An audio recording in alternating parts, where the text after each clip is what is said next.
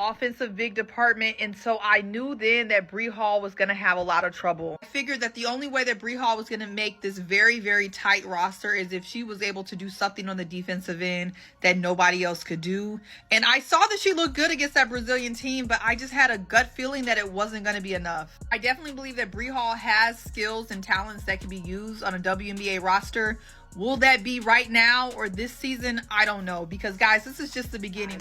Anyway, I know. But I did have a question though with Indiana, right? Because even though the starters weren't in, like Sophie Cunningham and Lexi Hull they've been in the league for a while. You actually had players who, like Brie Hall, why wasn't she in that game per se? If you're still trying to figure out who's going to make the team, who you're going to cut. So I was a little confused with what Steph was doing, but anyway, it is what it is. Because you got to wonder if there's not something else that's motivating said comments.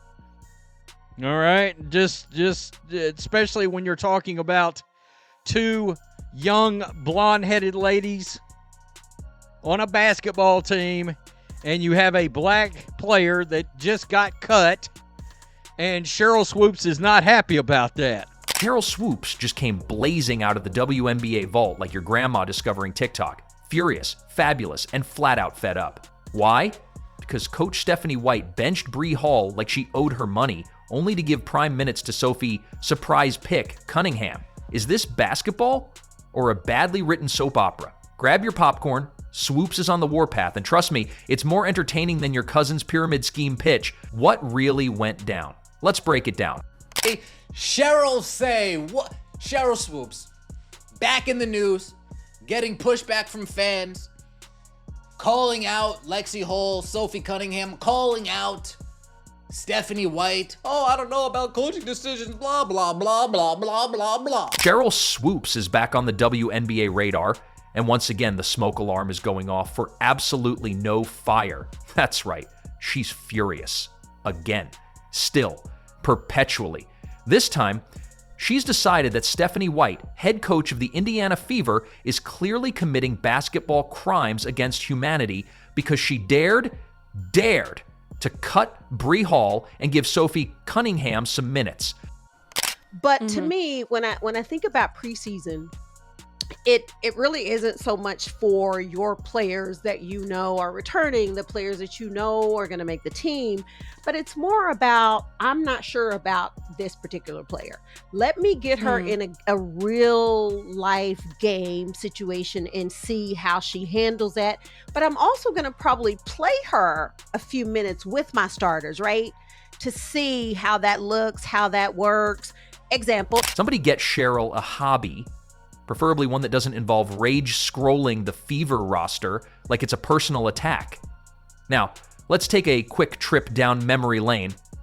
You remember last season, right? When Caitlin Clark was out here breaking records, reviving the WNBA like it was her personal renovation project, and dragging ESPN ratings out of the prehistoric era. And Sheryl Swoopes looked at all of that and said, not impressed. Because when it comes to giving credit, Swoopes acts like every compliment takes 5 years off her life expectancy. So for people to come at me and say that I made those comments because I'm a racist, like, first of all, black people can't be racist. But like, that's the farthest thing from my mind. I grew up in a very small West Texas town, predominantly white. My best childhood friend is white. Went to predominantly white college, won a national championship. Pretty much everyone on the team was white. Like, we're sisters to this day. Her breaking the record, I think, obviously. Caitlin Clark could literally part the Red Sea, and Swoopes would say the wind did most of the work. And now, after a brief silence, probably broken only by her shouting at her TV every time a Fever highlight aired, she's reemerged. Not to praise progress or support the growth of the league, but to rant about Brie Hall being cut. Brie Hall, who's had less court time than a broken scoreboard, but in Swoopes' mind was clearly the secret sauce holding the entire franchise together. Forget stats, forget minutes, forget matchups. Nope, Sheryl just knows. This is what people don't want to forget to understand. Caitlin Clark is not just leading the country in scoring. She's leading the country in assists. So before people shit on her and say all she does is shoot the ball, she actually is the one dishing the ball too. She placed a record last week, and everyone is congratulating her. And who did Stephanie White dare to play instead? Sophie Cunningham. You'd think Sophie committed treason the way Swoopes reacted. Heaven forbid a coach make a basketball decision based on skill, fit, or I don't know, strategy. No. Clearly it's all part of a vast anti-Brie conspiracy. What do you have to say for yourself? Let's hear you. I know. But I did have a question though with Indiana, right? Because even though the starters weren't in, like Sophie Cunningham and Lexi Hull they've been in the league for a while.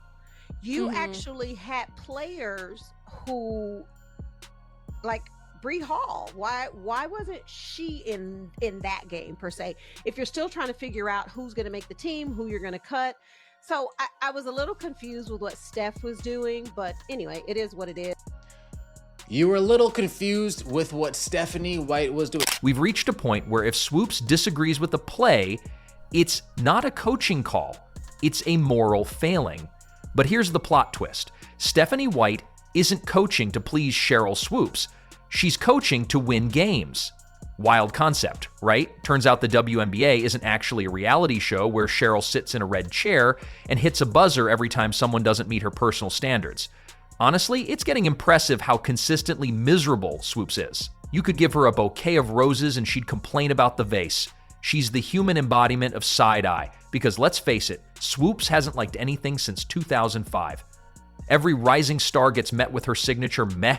Every coaching decision gets dissected like a crime scene, and every player that's not her pick of the month is treated like they stole her parking spot. But while Sheryl's out here sharpening her pitchfork over Brie Hall, Caitlin Clark is out there, again, doing what she always does, leading, scoring, elevating the entire league. You'd think that would earn a bit of praise, or at the very least, silence. But no, Swoopes is the WNBA's unofficial noise machine. Doesn't matter what the topic is, if it's relevant, she's mad about it. So, as expected, we've heard the old Sheryl Swoopes.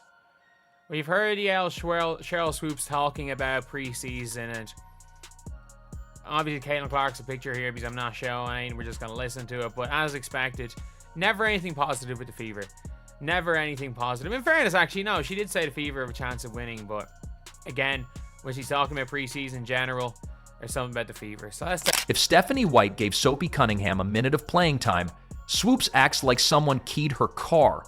Here's a thought. Maybe, just maybe, the head coach knows what she's doing.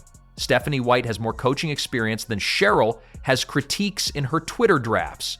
But of course, Swoopes is here to save the day, armed with hot takes and the unwavering belief that her opinion is law. And you know what makes this even more exhausting? The sheer irony of it. Swoopes built her career on breaking barriers, shaking up the game, and being unapologetically dominant. But now?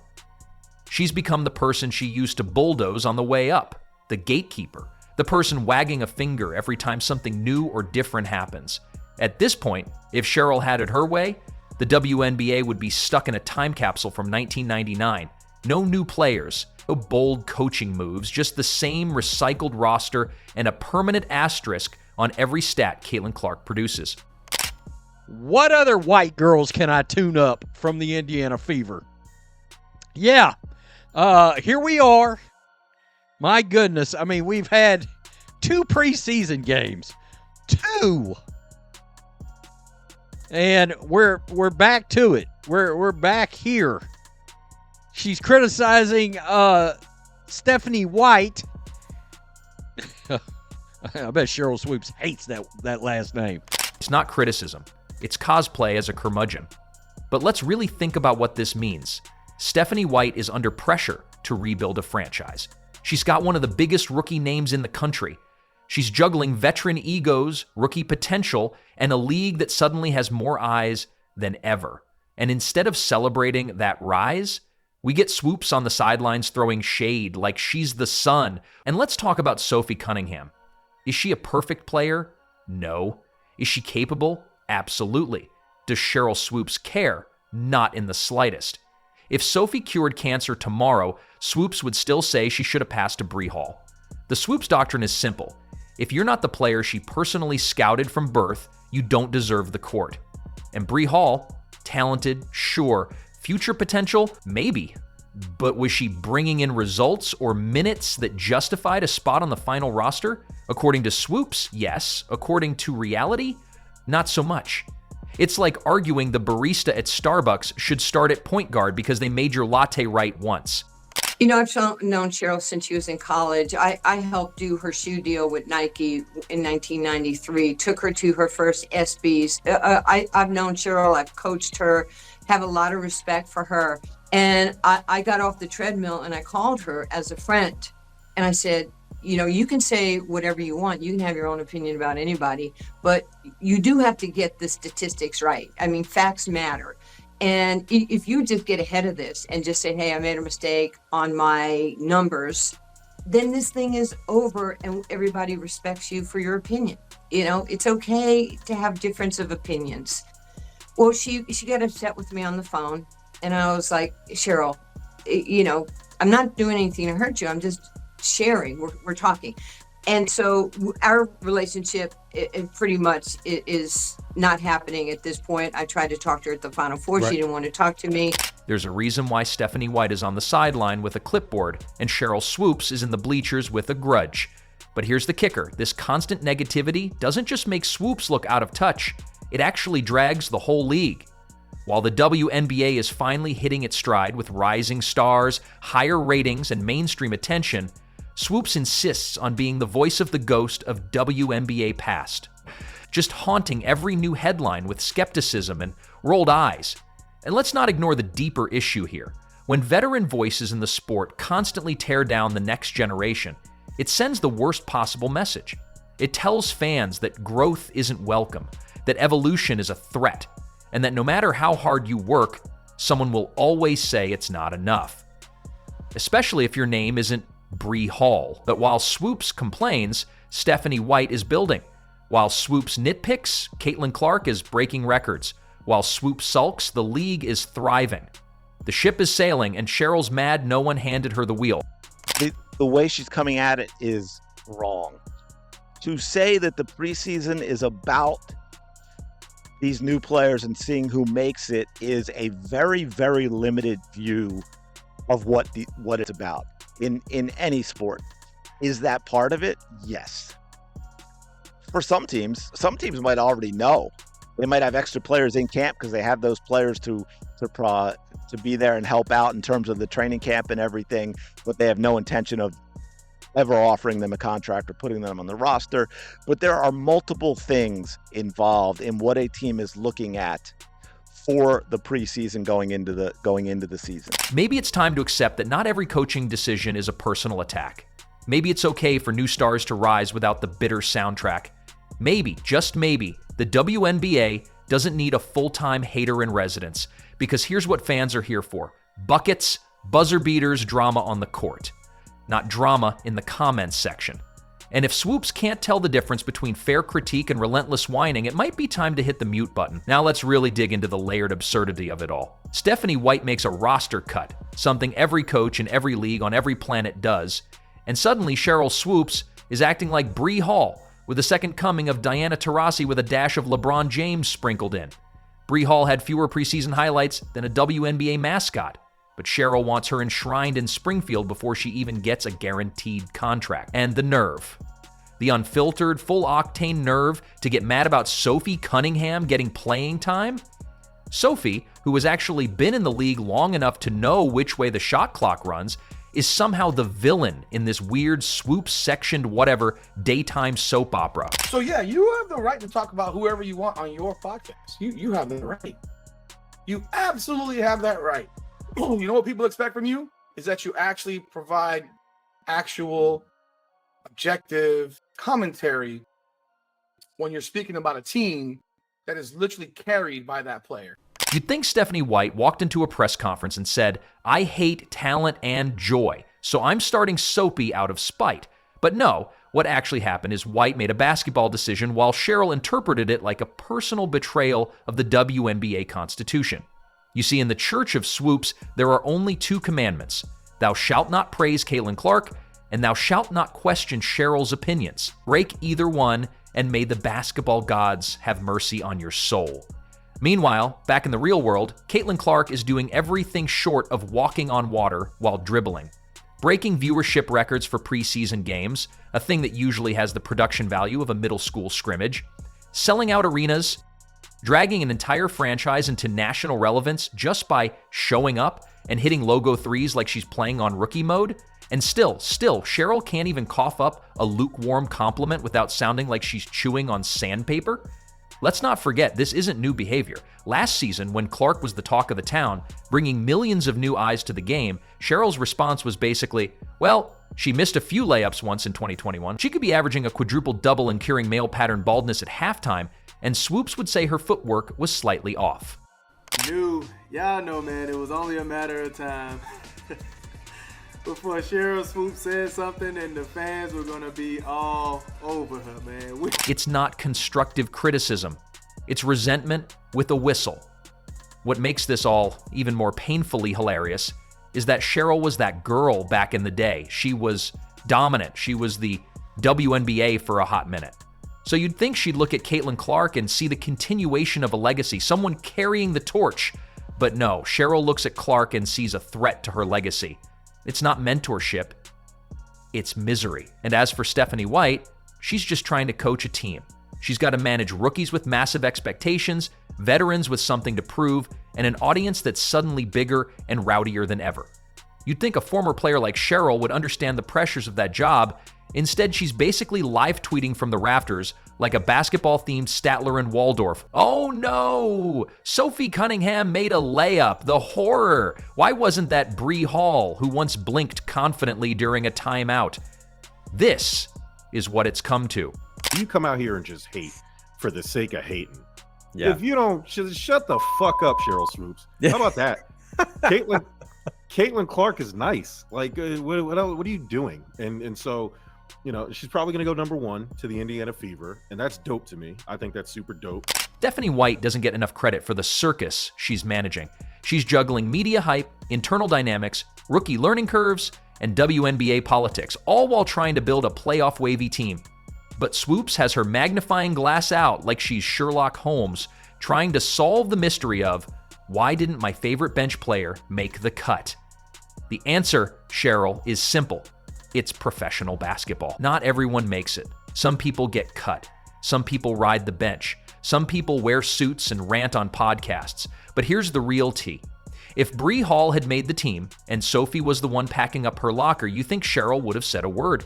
Absolutely not. Silence, crickets, radio static. The hypocrisy is louder than Caitlin Clark's fan section. And here's another twist. Sophie Cunningham can actually play. She's physical, confident, and fits into a lot of schemes. She brings a toughness and edge that any coach would want in a rotation. But to Swoopes, she's public enemy number 1. Because she exists? Meanwhile, Caitlin Clark is out here doing PR for the whole league. Every single time she touches the ball, social media melts down like someone leaked the next iPhone. And who benefits from that? Everyone. Even Swoopes, who now gets to revive her grumpy brand by bashing the most talked about name in women's sports. It's almost poetic. Caitlin generates the attention, and Sheryl soaks it up by complaining about it. Yeah, they did it. I don't see anything really wrong with it. And then on top of that, I mean, we see who got cut. The 2 players that did not play at all in this game, Jillian and Brie. Neither one of them played in this game and got cut. Now, granted, she could have been thinking about the minutes. Sophie had 34 and Lexi had 32. So maybe she's thinking about the minutes. But honestly, there's nothing wrong with it. I mean, every team is doing it. If this was a reality show, Caitlin would be the breakout star, Stephanie would be the wise mentor, and Sheryl would be the uninvited aunt who keeps showing up to the confessionals in a bathrobe demanding camera time. So let's break it down clearly. Brie Hall didn't make the cut. That's it. That's the whole story. Happens every day in professional sports, but in Sheryl's world, it's a scandal, an outrage, a tragedy worthy of congressional hearings. And while she's busy spinning that conspiracy wheel, Caitlin Clark is out here making preseason games feel like the Super Bowl, and Stephanie White is trying to actually win basketball games. But sure, let's all stop what we're doing and cry over Brie Hall like she's the lost Fab Fifth. You want to know what's really hurting the WNBA? It's not roster decisions. It's not rookies getting attention. It's not Sophie Cunningham's face showing up on a game highlight. It's the constant negativity from people like Sheryl Swoopes, who should be building the next generation but would rather burn the whole thing down if it doesn't fit her personal narrative. Swoopes is among the dumbest people ever and one of the most talented ever. Really, if you look at Sheryl Swoopes' basketball history, she certainly should be considered among the greats, but all that goes away when you're inherently stupid. And let's be honest, we all know that Sheryl could have been a guiding light. Instead, she's the flickering fluorescent bulb in the corner, making everyone's eyes twitch. Maybe it's time to accept that the WNBA is moving forward, with or without Sheryl's approval. And if Brie Hall gets another shot, great. If not, life goes on. But either way, maybe the league and its fans can finally have a break from the endless, exhausting soundtrack of Sheryl's hot take theater. And to Stephanie White, keep doing you. The wins will come. The noise will fade. And with Caitlin Clark launching logo threes and filling arenas, the only thing you'll have to worry about is making sure the court is big enough to contain the spotlight. Because this league, it's growing. Fast. With or without Swoopes' blessing.